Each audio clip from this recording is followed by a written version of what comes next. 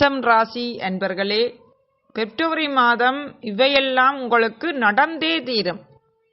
உங்களுக்கான பலன் மற்றும் பரிகாரத்தை இந்த வீடியோவை முழுமையாக பார்ப்பதன் மூலம் நீங்கள் தெரிந்து கொள்ளலாம். பிப்ரவரி மாதம் 2025 மாசி மாதம் உங்களுக்கு எப்படி இருக்க போகின்றது என்பதை பார்க்கலாம். மேசராசிக்காரர்களுக்கு இந்த மாதம் தொடக்கத்தில் சூரியனும் புதனும் உங்கள் 10ஆம் வீட்டில் அமர்வதால் பணியிடத்தில் நல்ல வெற்றி கிடைக்கும். மாத தொடக்கத்தில் உங்கள் வேலையை முழு கடின உழைப்புடன் புரிந்துணர்வுடனும் செய்வீர்கள் மேசராசி என்பர்களே. மற்றும் உங்கள் செயல்திறனை மேம்படுத்தும் தொழிலதிபர்களுக்கு இந்த மாதம் ஏற்ற இறக்கங்கள் இருக்கும். வெளிநாட்டு தொடர்புகளால் ஆதாயம் அடைவீர்கள். மாதத்தின் தொடக்கத்தில் மட்டும்தான் உங்கள் வேலையில் நீங்கள் முன்னேற்றத்தை காண்பீர்கள். முழுமையாக பார்த்தீங்கன்னா தான் மிச்ச பகுதி தெரியும். உங்கள் வியாபாரத்தில் மூலதனத்தை முதலீடு செய்வதற்கான வாய்ப்பு உங்களுக்கு இருக்கலாம். தொழில் சம்பந்தமான செலவுகள் ஏற்படும். 11ஆம் வீட்டில் அமர்ந்திருக்கும் சனி உங்கள் 5ஆம் வீட்டை பார்ப்பதால் உங்கள் கல்வியில் சில தடைகள் ஏற்படக்கூடும்.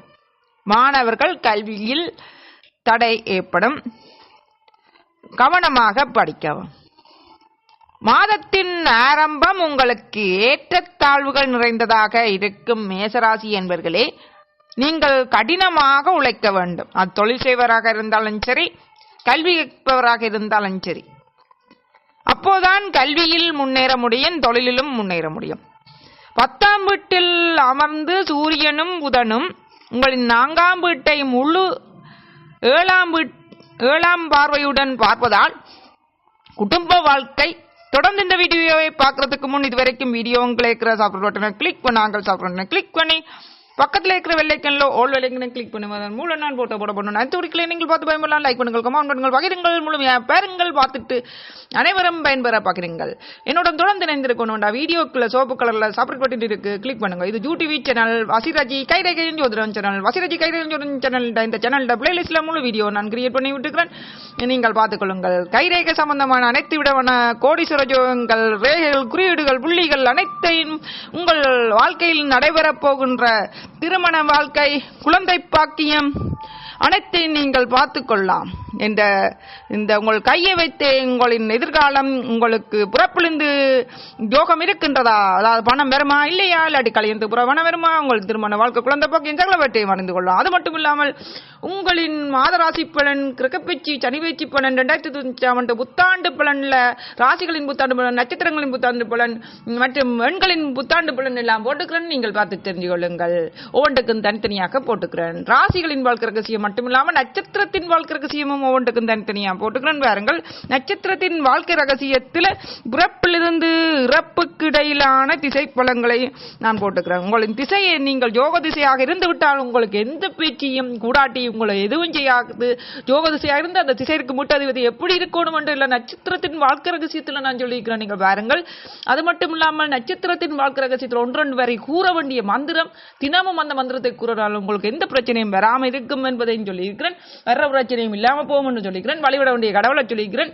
உங்களுக்கான தொழில், குடும்பம், குணம் எல்லாத்தையும் தனித்தனியாக விரிவாக சொல்லியிருக்கிறேன். நீங்கள் பார்த்து தெரிஞ்சுக்கொள்ளுங்க. நட்சத்திரத்தின் வாழ்க்கை ரகசியத்தை பார்க்கறதால உங்களுக்கு பேர் வைக்க வேண்டிய முதல் எழுத்து, உங்களுக்கு ஒரு குழந்தை பிறந்துட்டா அந்த பிள்ளைக்கு பேர் வைக்க வேண்டிய முதல் எழுத்தை கூட தொடர்களெழுத்தையும் நட்சத்திரத்தின் வாழ்க்கை ரகசியத்திலேயே நான் சொல்லியிருக்கிறேன். ஆகவே நட்சத்திரத்தின் வாழ்க்கை ரகசியத்தை பார்த்து தெரிஞ்சுக்கொள்ளுங்கள். அது மட்டும் இல்லாமல் கைரேகையில கோடீஸ்வர ஜோகத்தில இருந்து துரதிஷ்ட ஜோகம் வரைக்கும் ரேகைகள், குறியீடுகள், புள்ளிகளை பற்றி சொல்லிக்கிறேன். உங்கள் வாழ்க்கையில் நடக்கிற அனைத்தையும் கைரேகையை வைத்து தெரிந்து கொள்ளலாம். உங்களுக்கான சனி கூடாத எல்லாத்தையும் தெரிஞ்சு கொள்ளலாம். அது மட்டும் ஜாதகத்தோட கைரேகையை ஒப்பிட்டும் போட்டுக்கிறேன், பைக்கி வப்புகளும் போட்டுக்கிறேன். நீங்கள் பாருங்கள், தொடர்ந்து பார்க்கலாம். உங்களுக்கு பிளேலிஸ்ட் தெரியாதாக்கள் யூடிவிலேயோ கூகுள்லயோ வந்து வசிரஜி என்று அடிச்சிங்கன்றா வார சேனல் எல்லாம் இந்த சேனல் தான். வசிரஜி கைரேகையும் ஜோதிடமும் என்று அடிச்சிங்கன்றா, வசிரஜி கைரேகையும் என்று அடிச்சிங்கன்றா சேனல்ல பேர் வந்துடும்.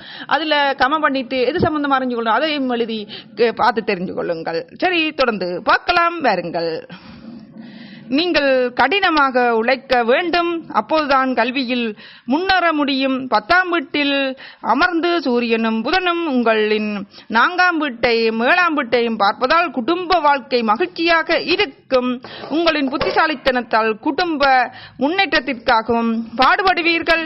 இதன் மூலம் மேசராசி என்பவர்களே குடும்ப உறுப்பினர்களின் ஆதரவு உங்களுக்கு இருக்கும். 5ஆம் வீட்டில் சனி பகவான் பார்வையால் உங்கள் காதல் சோதிக்கப்படும்.